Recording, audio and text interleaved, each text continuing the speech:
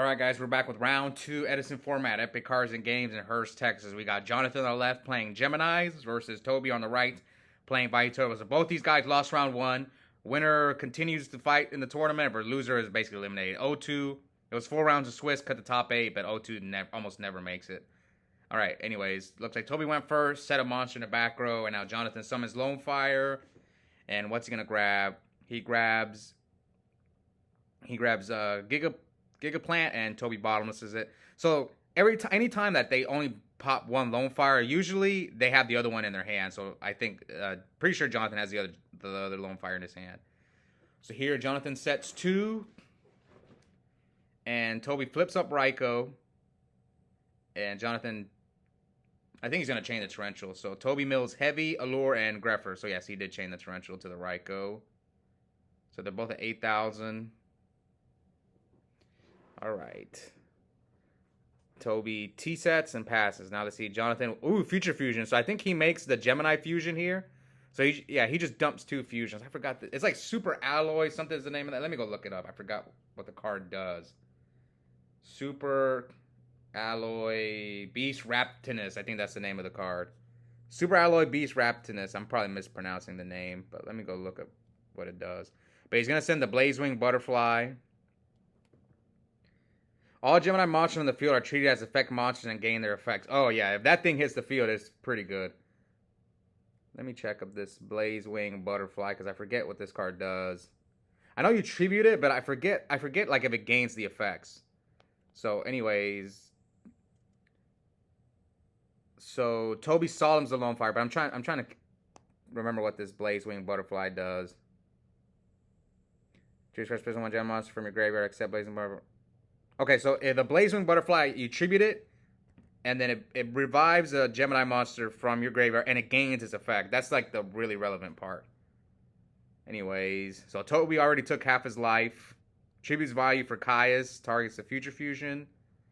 And Jonathan with the main decked Iron Wall. Okay, that's interesting. I wonder why he decided to main deck that. Maybe because so many people are on bottomless and deep prisons. And it's good against Vayu, so I'm thinking that's why he's main decking Iron Wall. And 1 turn on the Future Fusion, so 56 to 4,000. Let's see what Jonathan can do here. I don't know some of these cards, and I apologize. I'm not familiar with Geminis. Okay, so Tobi summons Arma. So he can't use that Vayu thanks to Iron Wall, and he sends Plague. Oh, but since now he can keep abusing Plague, I actually think this is game. Unless if Jonathan's main decking Battle Fader or Trag, yeah, this is game. Goyo Colossal is 56, and not counting the Warriors in there. So, yep, this is game. Tobi's going to take a quick game 1, unless if he doesn't. See, I don't know if Tobi's keeping track of his own life points. Because Tobi he came from mostly advanced Yu-Gi-Oh! You can see he's got a regional map from like last year, 2023. And it just in advanced Yu-Gi-Oh! The life points don't really matter, because you can easily put like 10k on the board. Yeah, see, I think Tobi's messing up. This should have been Goyo. And I think it's just he didn't keep track of life points. He didn't see them. And then Edison, the life points matter a lot. So even though people criticize me for using Upstart, but that's the whole other story. But if I have game, I'm gonna mostly go for it. Especially like you're playing it, you don't have to worry about Gores. Yeah, I would have definitely gone for it. But my guess is that Tobi just didn't see the life points, because you can tell looking at like the area. Tobi is not keeping track of life points, and Jonathan is doing it for the camera. So I think, yeah, Tobi just didn't pay attention. We'll see if he's gonna get punished for it here. But luckily, Jonathan's hand was pretty bad. So yeah, Tobi did not get punished, but he definitely messed up there. All right, so Tobi takes game 1. One more win away from moving on in the tournament. Tobi actually has 2 wins on the channel already. He's trying to get his 3rd. Whereas Jonathan, I think the furthest Jonathan has gone is top 4. Yeah, that's the furthest he's gone. I think he's made top 4 twice, maybe? Yeah, I think he's made top 4 twice. So no finals for Jonathan yet. Anyways, Tobi summons Greffer, pitches Vayu. Okay, so and Jonathan normal summons I don't know how to pronounce the card's name. It's a Evocator Chevalier. I think that's how you pronounce it. But that one, if it has an equipped card, if you Gemini summon it, obviously, then it can pop any card in the field. But I think the only equipped cards that Jonathan plays is probably the Supervise. I don't think he plays any others. So I guess you go Supervise, it gains its effect. Then you can send the Supervise, pop any card on the field, and then if you have a Gemini in the grave, Supervise will trigger. So, yeah, interesting. I know there was a lot of hype around this deck like a year ago, but I'm waiting to see someone do well with this deck. Anyways, Tobi protects his Greffer with Necrogardener.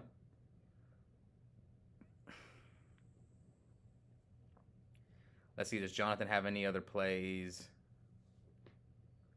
It looks like Jonathan just sets one and passes. Ooh, I think Tobi's got like 2 crows. Okay, so I see Tobi's hand.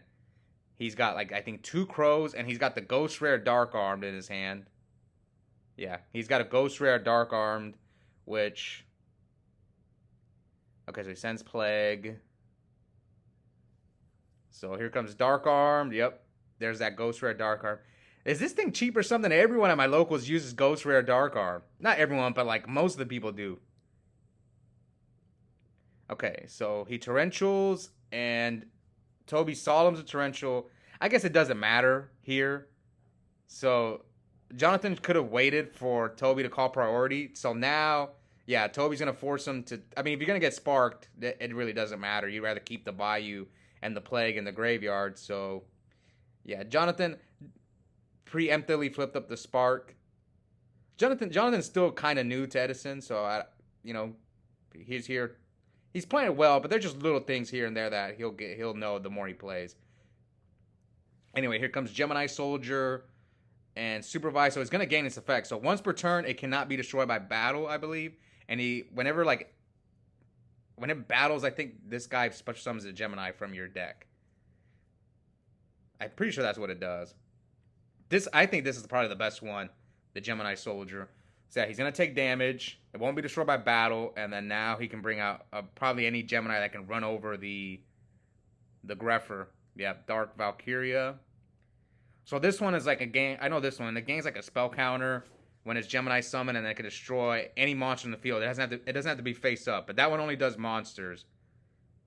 Versus the other guy, the guy that's in the graveyard, does any card.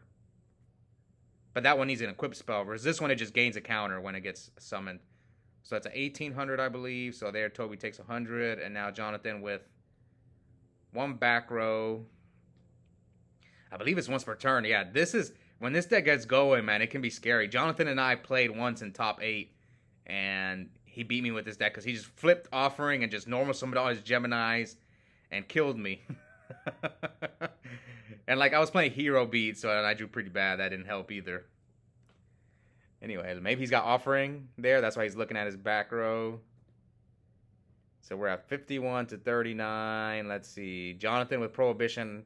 Unfortunately, I don't know what he calls here. Maybe he called Gores. Maybe he's going to go for Game. That's not bad. If you have Game, just go for Gores. Okay. That card is Toon Magician. So, yeah, Tobi just scoops. I'm pretty sure he might have called Gores.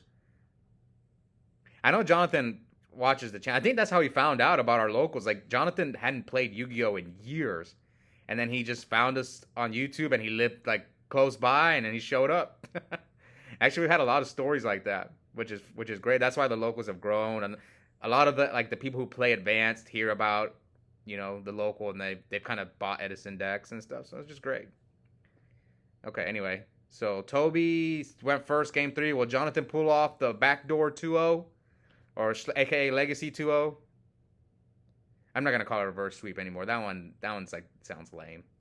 But I do like backdoor 2-0.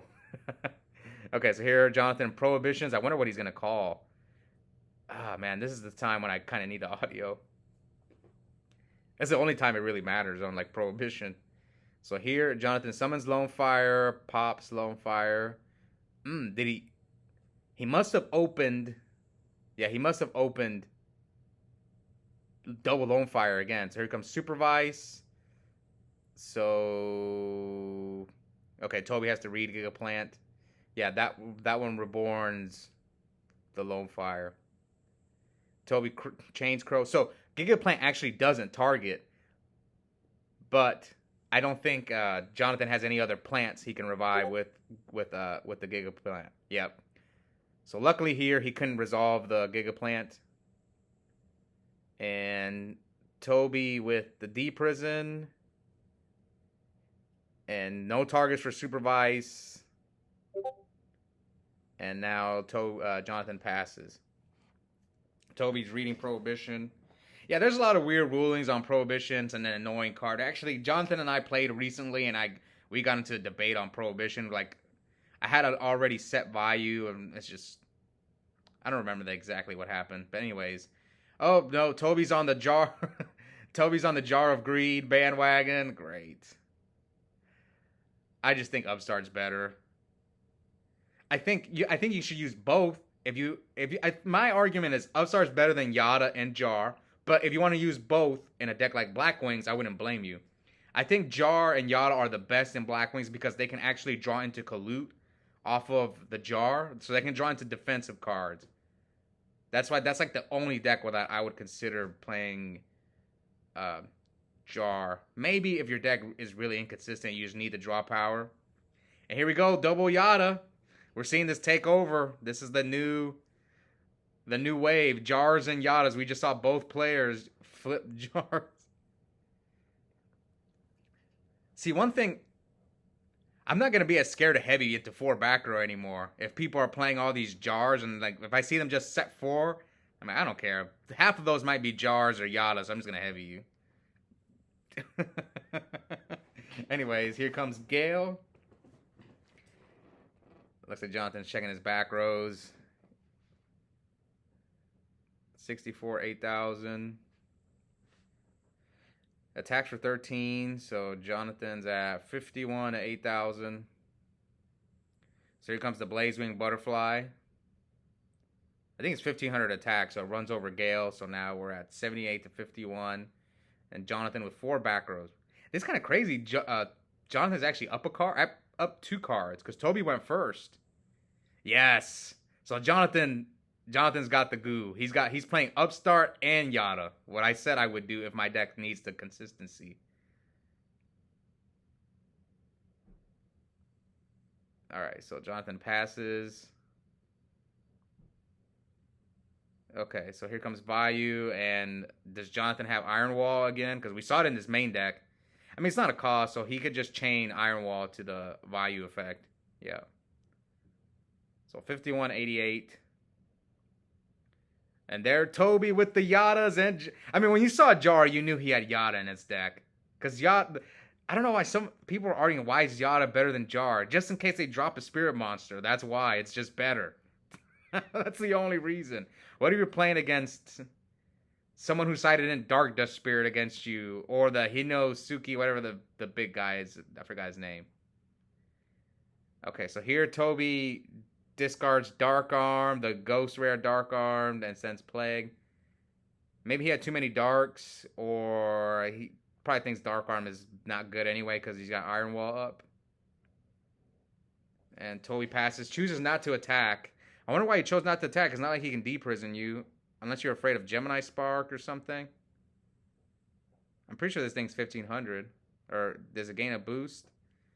Anyway, he tributes, gets out the Toon Magician. So this one, basically, it's a normal monster. And if you Gemini summon it, it becomes a tuner. That's like the only reason. They probably use it to make level 8 synchros.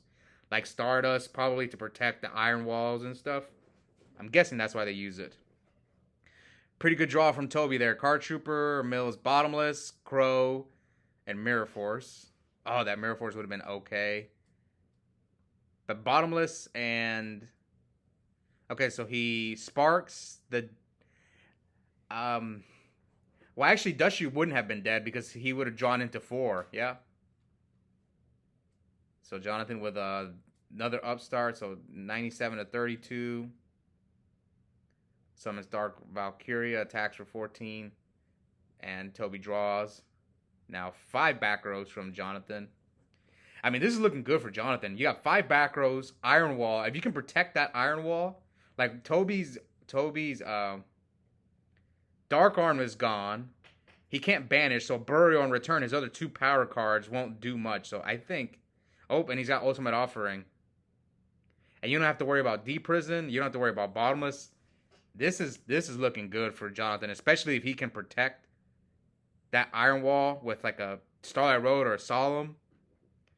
And here, yep, Jonathan is exploding. I was on the receiving end of this last time. Jonathan knocked me out of top 8 with the same ultimate offering. It wasn't Iron Wall, but it was ultimate offering and Gemini Soldier combo. Anyway, he's going off, and now Tobi's at 41. I really don't see how Tobi gets out of this. He is down a bunch of cards, and Jonathan's got massive advantage. Next turn, he's going to attack you again with the Soldier. And Tobi already used Torrential, and Mirror Force is gone. Yeah, this is not looking good for our hero, Tobi. Trying to get his 3rd win. He's about to get knocked out of the tournament. Anyway, here comes Plague. He really wants that 3rd win, because at the end of the video, I include like at the end of the video I include the people who have at least 3 wins on the channel, and Tobi needs 1 more. Okay, so he hits with Gemini Soldier over the Plague. Gemini Soldier's gonna activate. Yeah, if Tobi doesn't have anything, this is a game. Hopefully we can see Tobi's back rows if he does lose. Indeed lose, but it looks like he's going to lose. Jonathan cooking with Geminis.